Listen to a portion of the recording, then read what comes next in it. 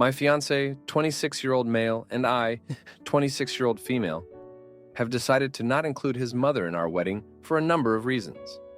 Originally, he did not want her there, nor did I, but we agreed it would be too much drama to exclude her. She is a mom to 2 boys, including my fiancé, and has always had an inappropriate relationship with the 2 of them, though it is much worse with my fiancé. He is the younger one of the 2, and she constantly talks about how she doesn't want to lose her baby, and how she wishes she could have kept him a baby forever. I won't go into too much detail, but this resulted in her bullying me for the past 9 years I've been with my fiancé. Once we announced our engagement and started sending out invitations, his mother was hysterical. She started begging him to call off the wedding, claiming she couldn't handle it at her old age.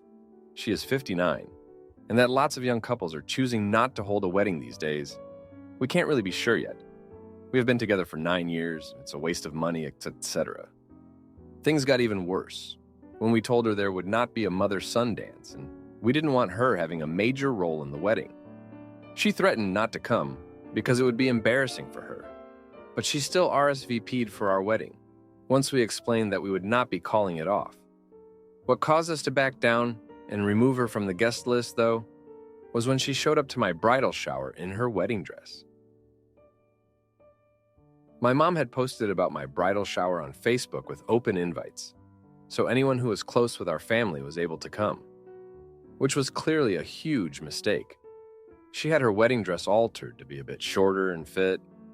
After her body changed a little. Most of the guest list was my family, as there are not a lot of women in my fiancé's family, but his mom's sister and a couple of his female cousins had shown up. My mom politely asked her to leave, to which she refused, and said I was a brat for wanting to be the only woman in her son's life. I did not want a big scene, so I let her stay. About an hour or so later, my fiancé came to drop me some flowers. It's a tradition in our family that the man, or whoever is having the bridal shower, surprises the bride with flowers at the shower. When he came in and saw his mother's outfit, he was furious. He told her he was embarrassed to be her son and told her she was no longer welcome at our wedding. She got upset and blamed me for this, saying I brainwashed him and that he never would have said something like that if not for me. Surprisingly to us, his aunt sided with his mom and said it was nice that his mom even decided to come at all, after we had taken away her mother-son dance and asked her not to take a big role in the wedding. They both left, along with the cousins, as his aunt was their ride. Hours later, his mom blocked me on Facebook, but posted saying that we embarrassed her and that he is putting her in an uncomfortable spot by kicking her out of the wedding and that she is very hurt. The aunt backed her up by saying we were hurtful toward them, and they advised the rest of their family to drop out of the wedding. Following this, we got several emails from his family dropping from the wedding. We expected his aunt to drop out, but so did his dad, both sets of grandparents, his cousins, and his family friends.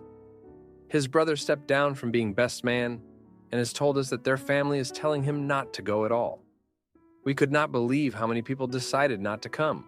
The wedding is only a month away, and we've paid for all of their meals and bought centerpieces for their tables. We don't know how to salvage this further. Now for a few comments before the update. Comment 1. All these people know she was in her wedding dress, right? I would just send out a blanket response to these emails, saying, we're so sorry to hear you won't be coming, blah blah. While it is a shame that the relationship is at a breaking point with the mother-in-law, her showing up in her wedding dress to the wife's shower was the last straw for the husband in a long list of ongoing problems. We'd be happy to discuss in more detail in person or over the phone. We'll miss you at the wedding. Best wishes, Koasix. Don't back down. Stay strong. If you wanted to add flair, you could list a few of her most heinous crimes. While your wedding may be smaller, it sounds like it'll be a lot more fun and drama-free. Comment 2. Okay, so life might be better without her there. Because holy shoot, she is a lit fuse walking into your wedding. I would reach out to everyone, say there's been a lot of confusion and miscommunication between everyone, and they should direct all questions to you and your fiancé. Let them know the wedding is still on and they're welcome to come. Have the wedding, have fun with your friends, and don't let that woman ruin anything, especially if she's not there. As a parent, I advise you to take this situation and learn how to avoid being a bad mom if when your time to become a parent comes around. Keep strong. Now for the update. Thanks for sticking with us after the last update. Things have been hectic since the bridal shower fiasco. We thought it couldn't get any worse, but boy, were we wrong. After the mass exodus from our wedding guest list, my fiancé and I were left reeling. We had to rethink our entire wedding plan. The venue looked like a ghost town with all the empty seats. We had to scramble to find people to fill them. But it felt wrong to invite people just to fill space. Then, out of nowhere, my fiancé's brother, the one who stepped down as best man, reached out. He wanted to meet up, just the two of them. I was hopeful, thinking maybe he was going to apologize and come back to the wedding. But when my fiancé came back from their talk, he was a different person. His brother had given him an ultimatum. Choose between me or the family. I couldn't believe it. My fiancé was torn apart, stuck between his love for me and the family he grew up with. In the midst of all this, work was a nightmare. My boss had been on my case for weeks, and with the wedding stress, I was at my breaking point. I ended up snapping at a coworker over something trivial. It was so unlike me, and I was mortified. Word got around, and I could feel the judgment from my colleagues. It was just another layer of stress I didn't need, but the real shocker dropped just 2 weeks before the wedding. My fiancé's mother, the woman who had caused all this chaos, was hospitalized. She had a heart attack. The news hit us like a ton of bricks. Suddenly, all the anger and resentment seemed petty. My fiancé was beside himself with guilt, thinking it was all the stress from the wedding that did it. We visited her in the hospital, and it was the most awkward encounter of my life. She was weak, but still managed to make a dig at me, whispering to my fiancé that he should take this as a sign. I was fuming, but I held my tongue. My fiancé was confused and hurt, torn between his mother's condition and our future together. The wedding was now the last thing on our minds. We had to decide what to do next. My fiancé was considering postponing it, but I couldn't bear the thought of letting his mother win. We argued, and for the first time, I saw a side of him I didn't recognize. He accused me of being insensitive, and I shot back that he was letting his mother manipulate him, even from her hospital bed. In the end, we compromised. We went ahead with the wedding, but it was a somber affair. We cut down the guest list even more, only inviting our closest friends and my side of the family. The empty seats were a stark reminder of the family feud. It was supposed to be the happiest day of our lives, but the joy was tainted. After the wedding, things settled down a bit. My fiancé's mother recovered, and there was an uneasy peace between us. We didn't talk much, but there were no more dramatic outbursts. My fiancé and I started to find our rhythm again, focusing on each other and our future. But just when we thought we could breathe again, my fiancé got a job offer. It was an incredible opportunity, but it was across the country. It meant leaving everything behind. Our problems, yes, but also our support system. We were torn. It felt like running away, but it also felt like a fresh start. We decided to take the leap. We packed up our lives and moved. It was hard, especially for my fiancé. He missed his family, despite everything. But we were determined to make it work. We found a cute little apartment, and we started to build a new life together. The move was the best thing for us. It gave us the space we needed to heal and grow as a couple. We were finally able to leave the drama behind and focus on what really mattered, us. It wasn't easy, but we were doing it together. Thanks for reading about our journey. My wife thought teaching our stepson to box was a bad idea. But when he defended himself against a bully and the video went viral, I proved her wrong and got the bully's mom to foot. The medical bills. My 44-year-old stepson, Landon, recently told us he was being bullied at school. That night on the back porch, I taught him how to wrap his hands and throw the jab. When my wife, Lucia, who is 40 years old, and I were in bed, she said she was concerned that I'd leading him in a bad direction. But I told her I believed it was important for Landon to learn to defend himself. Despite our disagreement, Landon and I continued training. These days, we do road work, running most mornings, and I coach him through some rounds of shadowboxing, air punching, before I drive him to school. He's showed good progress and is turning into a great outboxer. We even bonded over his interest in a boxing anime, and I feel like we've never been closer. Recently, though, he got into an altercation with his bully at school, resulting in a suspension. He broke it down for me when he got home before he told his mom, and I almost teared up. I was so proud of him. While I felt proud of his ability to stand up for himself, Lucia was upset. She knows I was bullied in high school. It's why I learned. And she said I was projecting my trauma onto this situation. This issue has strained our relationship. Lucia believes I'm living vicariously through Landon and worries about the dangers of boxing. She also thinks he should focus more on academics. On the other hand, I see boxing as a way for Landon to build confidence and discipline. I know I need to find a balance between supporting Landon and supporting my wife at the same time. I love them both so much. I told her I was open to limiting his training or ensuring it doesn't interfere with his studies. She thinks he is going to turn into a bully and get CTE. I feel like if I tell Landon he can't train anymore, he will feel betrayed. In my heart of hearts, I really don't think I was wrong for teaching him. But I feel like I was wrong somehow by not respecting my wife's perspective more. Update edit. Thank you for the perspectives. I'm going to talk to my wife and Landon and show them these comments after school today. If you want to know what happened, it's not so simple. Shane has a scooter, and his friends catch Landon when he walks home from school and push him down, take his money, pour out his books in his backpack, put a padlock on his backpack, pour cola on him, push him into dirty water. We cannot drive him because we are working. The public transport does not go to our house, which is on the town outskirts, up on a hill, and the bus does not go all the way this way. My wife tried to talk to Shane's mom, and his mom says that Shane doesn't do this and that my wife is lying. Landon is tall and skinny and does not have power, so he must run or dodge and counter. People at school were learning that he has been training.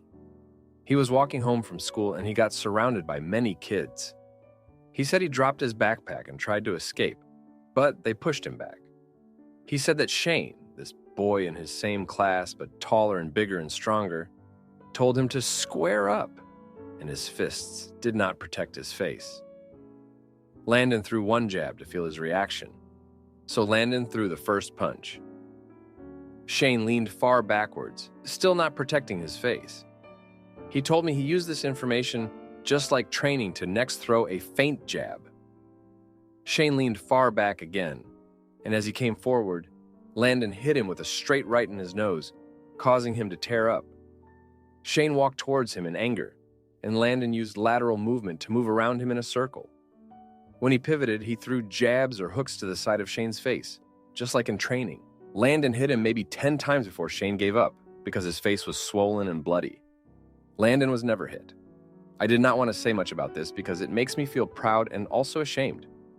Thank you for the advice. And I will talk to Lucia, and I hope we can resolve the tension. Thank you all. Now, for a few comments before the update. Comment 1. You need to make a contract between the two of them that addresses their concerns. I will always be getting X GPA or higher. If I am below that, I will stop boxing until my grades are improved to above X. If I am bullied, I will first tell my parents, then tell 3 teachers, then finally stand up for myself using my boxing skills. I will never use my physical skills to hurt another person except in self-defense, etc. Comment 2. Big difference between the training, which is great, and the actual fighting part, which is not so great, and definitely is a good way to harm your brain as an adult. There's a happy medium to be found here. Now, for the update, thank you for sticking with me through this. So, after I shared the last update, things took a turn. I sat down with Lucia and Landon to talk it out, but before we could get into it, the phone rang. It was the school principal. Apparently, Shane's parents were pressing charges against Landon for the fight. My stomach dropped. This was the risk that could change everything. Lucia was livid, saying this was exactly what she feared. I tried to explain that Landon was defending himself, but she wasn't having it. The next day, we met with a lawyer who said we could be facing a serious lawsuit. Landon could be expelled, and the medical bills for Shane's injuries were through the roof. I felt like I was watching our family's future slip through my fingers. But then, a glimmer of hope. A video surfaced. Some kid had recorded the whole thing. It showed Shane and his gang cornering Landon, the taunts, the threats, and Landon's attempts to escape before defending himself. The lawyer said this could be our saving grace. We took the video to the principal and the police. They watched as Shane's true colors were revealed. The charges against Landon were dropped, and the school started an investigation into Shane and his friends. Lucia was relieved, but the tension between us was still there. The aftermath was messy. Shane was suspended and his parents were furious. They started a smear campaign against us in the neighborhood. Lucia wanted to move, but I convinced her to stay and fight. We had to stand our ground. Then, the second surprise. Shane's mom came to our door, tears in her eyes, apologizing. She'd found out Shane had been lying to her about the bullying. She'd seen the video and was ashamed. She offered to pay for Landon's medical bills from the cola and dirty water incidents and asked if the boys could reconcile. Lucia was hesitant, but Landon agreed. He met with Shane at a community center with a mediator present. They talked it out and Shane apologized. It wasn't easy, but Landon shook his hand. It was a big moment for him, showing maturity beyond his years. The neighborhood's view of us started to change. People saw that we weren't the villains Shane's parents made us out to be. Landon even made some new friends who respected how he handled everything. Lucia and I are working on our relationship. She's seen how boxing has helped Landon grow, and I've promised to keep a closer eye on his academics. It's a balance, but we're getting there. And me? I can't help but feel a sense of satisfaction. Not for the violence, but for the fact that Landon stood up for himself and that the truth came out. He's not a bully. He's a kid who can hold his head high. Thank you for reading. My husband ignores my discomfort with creepy strangers on a mountain and then sneaks around with another woman.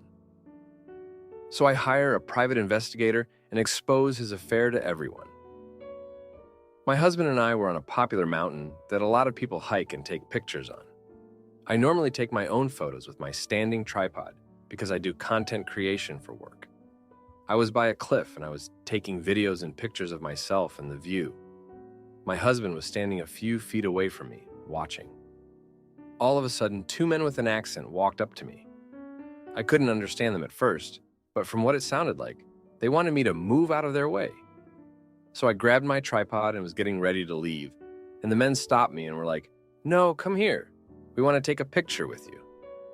I gave them a nervous laugh, shook my head, and turned to look at my husband, who was standing there.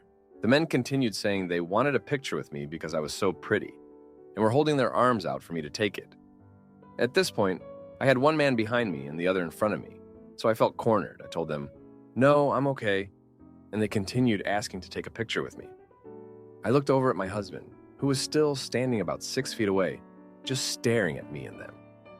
I was trying to show that I was so uncomfortable, but my husband wasn't getting the hint.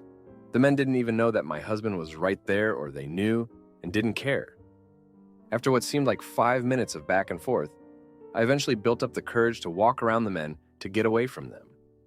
I went over to my husband and I said, "Why didn't you say anything?" Those men were being creepy. He just said, "I was shaking my head at them and you, and was hoping you would just walk away." So, I'm not sure how to feel about it. I don't feel protected, and I feel unworthy of that protection from my husband. Edit. I spoke to my husband. He basically said that he didn't see the situation this way and felt it unnecessary to step in. After the third time the guys asked me after I told them no, he said he shook his head at them and the guy finally looked up and noticed him.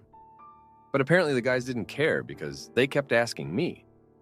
The path I was on was a one-way path, so I had to step around the second guy to walk away, which is why I didn't immediately walk away. I was looking at my husband more than I was looking at them because I felt uncomfortable and was hoping he would say something to me. He also said he was trying to see how I would respond to flirting. I guess you could say I just wanted my husband to be the type to step in and say, "Hey baby, come here," even just yelling it from afar. It would have been a huge turn on. It would have made me feel taken care of, protected, like the "she is mine, back off" kind of feeling. I left the door open for him to do that, but I guess it's just not his personality. It just sucks because I see those prank videos of guys trying to flirt with couples, and the man steps in and says something. I love that. Not everyone's reality is a romance book, I guess. Now, for a few comments before the update. Comment 1. These are not the actions of a man who cares about you. He has shown you that he will never be there for you. Imagine that was your child being harassed by 2 men. He would do the same. I was shaking my head at them. Lol.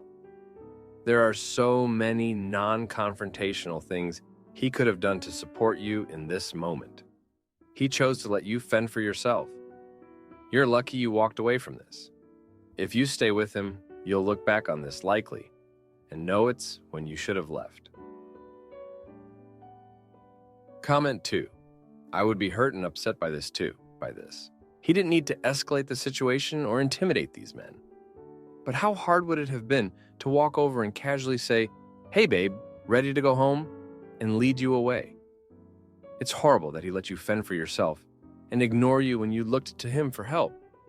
It must be scary to know you can't trust your spouse to look out for you and have your back when you need it most.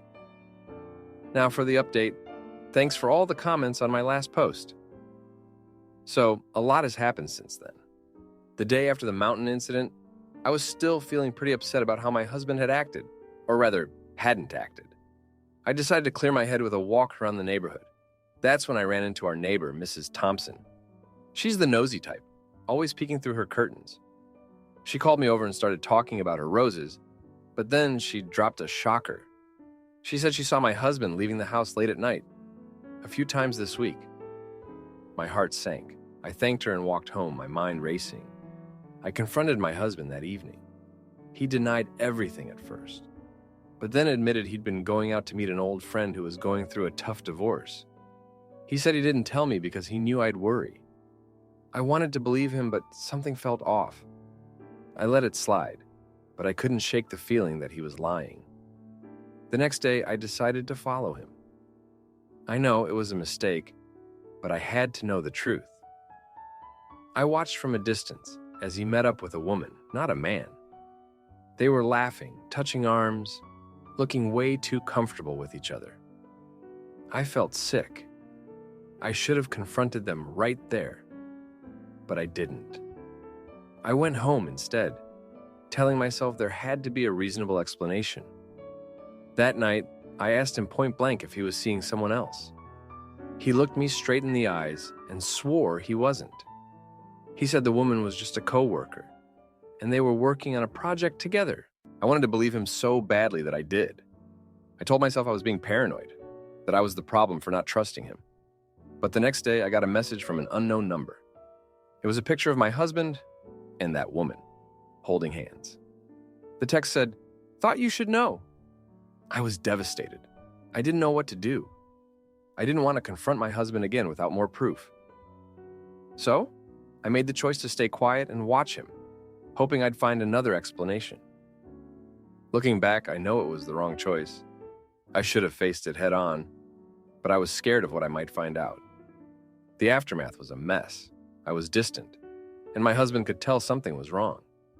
He kept asking me if I was okay, and I just nodded, not wanting to let on that I knew anything. It was like we were both pretending everything was fine, but we were both lying to each other. Then, 2 days later, Mrs. Thompson came over with more gossip. She said she'd heard from another neighbor that there had been a break-in a few streets over. It was like the universe was trying to tell me something. I couldn't ignore the signs anymore. I decided to take action, but not by confronting my husband. Instead, I called a friend who's a private investigator. I asked her to look into my husband's activities. It was a bold move, and I knew it would change everything, but I couldn't live with the uncertainty anymore. I'm still waiting for her to get back to me with what she finds. In the meantime, I'm trying to act normal, but it's hard. Every time my husband smiles at me, I wonder if it's all a lie. I'm filled with resentment, not just towards him for what he might be doing, but towards myself for not having the courage to confront him sooner. Thanks for reading. If you like this video, you'll probably like these too. Also, while you're here, please consider subscribing. It's your support that keeps this channel alive and allows me to make better and longer videos. Have a great day.